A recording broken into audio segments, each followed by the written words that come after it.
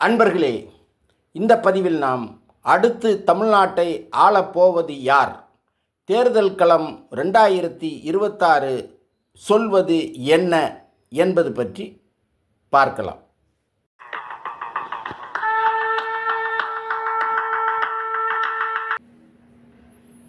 தேர்தல் என்று வந்துவிட்டாலே ஒவ்வொரு வாக்காளர்களும் யாருக்கு வாக்களிக்க வேண்டும், எதற்காக வாக்களிக்க வேண்டும் என்று யோசிக்க ஆரம்பித்து விடுவர்.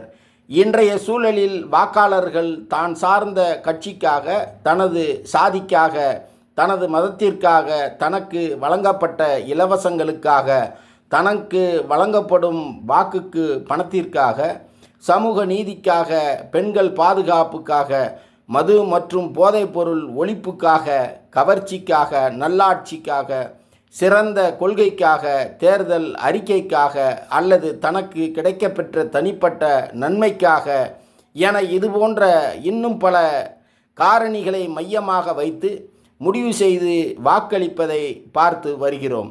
சிலர் வாக்கு புறக்கணிப்பில் ஈடுபடுவதையும் காணுகிறோம்.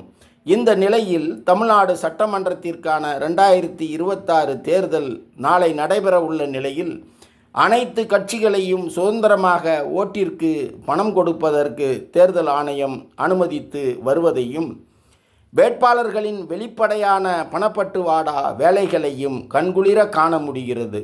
இந்த தேர்தலை பொறுத்தவரை களத்தில் அனைத்து தரப்பையும் ஆச்சரியத்தில் ஆழ்த்திய விடயம் விஜய்க்கு கூடிய கூட்டம். நாம் எந்த கட்சிக்கும் பக்கச்சார்பற்று கள நிலவர உண்மையை சொல்ல வேண்டும் என்றால், விஜய்க்கு கூடிய கூட்டம் என்பது திமுகவையும் அதிமுகவையும் மிகுந்த அச்சத்தில் ஆழ்த்தியுள்ளது. இந்த இரு கட்சி ஆளுமைகளையும் இது மிகுந்த கவலைக்கு உள்ளாக்கியுள்ளது. இது ஒருபுறம் என்றால், பல இடங்களில் திமுக அதிமுக வேட்பாளர்களை தாண்டி தாவேகா வேட்பாளர்கள் வாக்காளர்களுக்கு 2 மடங்கு வாக்கிற்கு பணம் கொடுப்பதை காண முடிகிறது.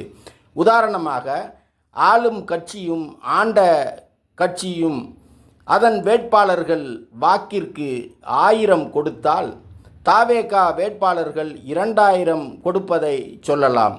இருந்தபோதிலும் தட்டு தடுமாறி திமுக மீண்டும் ஆட்சியை தக்க வைத்து கொள்ளும் களச்சூழலே உள்ளது.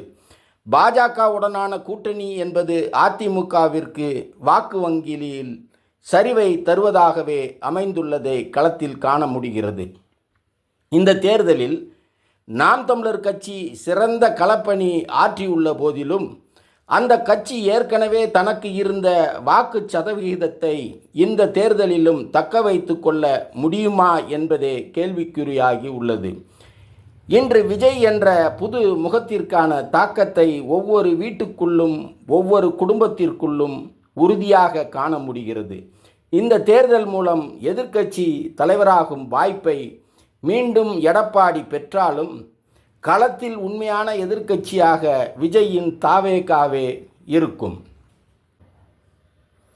இந்த தேர்தல் களத்தில் திமுகவிற்கும் காங்கிரஸிற்கும் போதிய அளவிற்கு சரியான இணக்கம் காணப்படவில்லை. அதுபோல் அதிமுகவிற்கும் பாஜகவிற்கும் போதிய அளவு சரியான இணக்கம் இல்லாத நிலையே காணப்படுகிறது.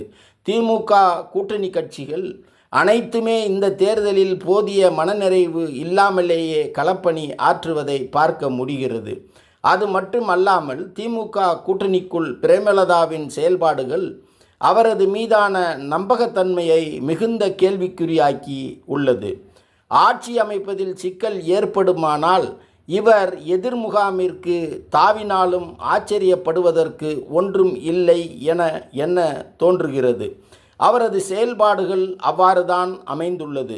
தமிழ்நாட்டுக்கான 2026 சட்டமன்ற தேர்தல் என்பது விஜய்க்கும் தாவேகாவிற்கும் பலரும் ஆச்சரியப்படத்தக்க வாய்ப்புகளை வழங்கக்கூடிய தேர்தலாகவும், மற்ற தமிழ்நாட்டு கட்சிகளான ஆளுகின்ற ஆண்ட கட்சிகளும் அவைகளோடு கூட்டணியில் இடம்பெறும் தொங்கு சதை கட்சிகளும் தாங்கள் எதிர்பார்த்த வாக்கு வங்கியை தக்க வைக்க முடியாமல் சரிவை சந்திக்கக்கூடிய களமே இந்த நிமிடம் வரை உள்ளது. குறிப்பிட்டு சொல்ல வேண்டும் எனில், திமுக அதிமுக விசிக கொடிகளை கையில் ஏந்தி தீவிர தேர்தல் களப்பணியில் ஈடுபட்டு வரும் பல தொண்டர்களும் ஆங்காங்கே ஆர்ப்பரித்து விஜய்க்கு விசில் அடிப்பதை காண முடிகிறது. தேர்தல் களம் இந்த திசையில்தான் நகர்ந்து கொண்டிருக்கிறது எனும் இச்செய்திகளோடு மீண்டும் ஒரு பதிவில் சந்திப்போம். நன்றி.